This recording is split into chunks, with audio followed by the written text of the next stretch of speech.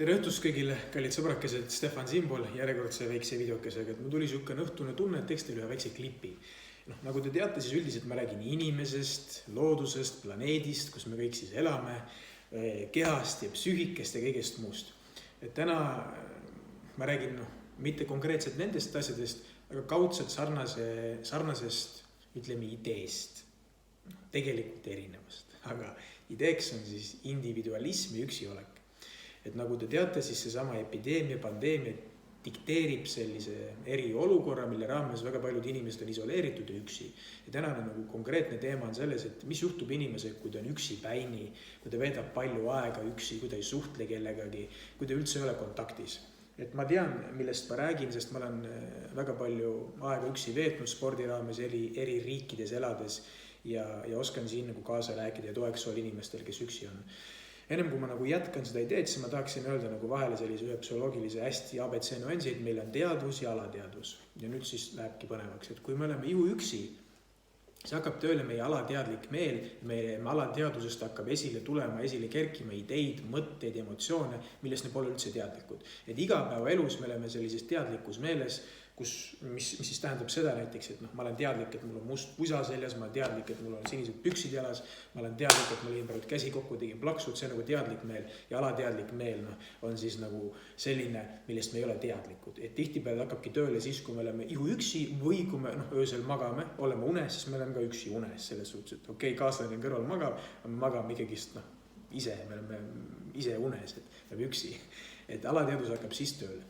No vot, ja kui see inimene on üksi ja tal hakkab alateadlik mitteteadvus tööle, sellest hakkab esile kerkima ideid, mõtted ja sensatsioone, mis võivad ka kahtlased olla, sest seal on kõike. Seal on nii horrorid, seal on paradiisivilju, seal on kõike, aga tihtipeale me paradiisivilju nii palju ei puuduta ja sellele nii palju tähelepanu ei pööra kui horrorile ja õudustele. Et kui alateadvusest hakkavad sellised õudused jutumärkides välja pressima ja kerkima, siis küsimus on selles, et mida me teeme, kuidas me sellega toime tuleme, kuidas me selle lahti analüüsime, kuidas me sellest mingisugused enda jaoks positiivsed ikkagist asjad välja sünteesime, välja võtame ja kuidas me isiklikus plaanis ja reaalses elus nagu aktsepteerime seda ja vastu peame nii nimetatud iseenda peale.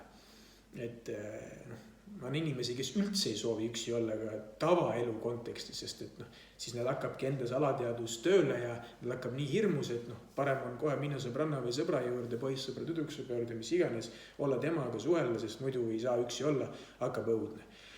Aga kuna see epideemia aeg tingib sellise eriolukorra, kus inimesed on väga palju isoleeritud ja üksi ja nende alateadlik meel hakkab tööle ja kahtlased mõtted tulevad esile, pluss veel on ju ka kahtlased mõtted suures plaanis, sest me ei tea, mis tulevik toob, me ei tea üldse, mis saab nii isiklikus kui kollektiivses plaanis, et see hirmu tunne ja kõik see virvar on täiesti normaalne. Aga kui nüüd minna konkreetselt sellesse alateadvuse levelisse tagasi ja vaadelda seda, siis ma julgeksin öelda ja abiks olla isiklikust kogemusest lähtuvalt, et kõik mõtted, mis teile tekivad, esile kerkivad, need on täiesti normaalsed. Küsimus on ainult selles, et kuidas teie toime tulete, kuidas te seda vaatlete, kuidas te sellest enda jaoks kasuteguri välja võtate ja kuidas te olete normaalne inimene. Et mulle üks vanem sõber ütles sükse naljaga pooleks lause, et nii kaua kui sool ja pipar sassi ei lähe, nii kaua probleemi ei ole. Et kui sool ja pipar hakkavad sassi minema, siis peab juba vaatama abi kuskilt mujalt. Et enne on kõik hästi. No võt, et sellepärast ma nagu selle videoga tegingi, et mul tekkis selline tunne, et on inimesi, kes on üksi, kellel on kahtlased mõtted, kellel pole kellegagi rääkida ja võib-olla nad ei saagi kellegagi rääkida, sellepärast, et need mõtted ja tunded võivad nii sügavad ja kahtlased olla, et kus nad lähevad, mõeldakse, et oled hull hoopis peast. Et lihtsalt lisan teile, et kui te olete üks nendest, siis kõik on täiesti okei, kõik on normaalne. Et mul on ainult üks soovitus, et märkige üles oma unenägusid, analüüsige lahti oma mõtteid ja oma tundeid, pidage päevikud, kirjutage kirja, mida te tunnete, kuidas te tunnete, miks te tunnete, mis see tähendab teie jaoks ja nii edasi. Et siis te saate sellele sellise ratsionaalse vastuse ja näete, et tegelikult päeva lõpuks kõik on korras hästi. Ja kunagi, kui see läbi saab, siis te näete, et see sama situatsioon, see üksi oleks, see nii nimetatud alateadvusesse vajumine ja vastupidi alateadvuste ja teadvusesse tõusnuna teeb teist hoopis parema ja tugevam inimesed. Kui te päeva lõpuks tunnete ja teate iseennast paremini, teate oma tabusid, oma kiikse, oma veidrusi, siis läbi sellega tegelikult te tunnete teisi inimesi ja tunnete maailma ja kõike paremini. Te olete kokkuvõttes parem inimene. Et see on nagu läbi ütleme, kadalipu valguse suunas, et idee on päeva lõpuks saada paremaks inimeseks isiklikus plaanis ja jagada seda ka teistele. Aga see oli juba siuke edasine 5-6 käik, et põhiasi on jah see, et kui üksi olles need imelikud kahtlased sensatsioonid esile kerkivad, siis neid lihtsalt analüüsida, mõelda nende üle ja anda endale aru, et tegelikult on kõik täiesti hästi. Et see kõik on normaalne, et alateadvuses ongi meil kõike peidus sõna otseses mõttes, millest me ei ole teadlikud.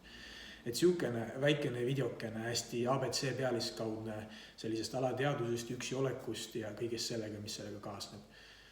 Vot, kui küsimusi on, kirjutage, andke teada, olen abiks nii palju kui suudan ja tean. Aitäh tähelepanu eest, tšau!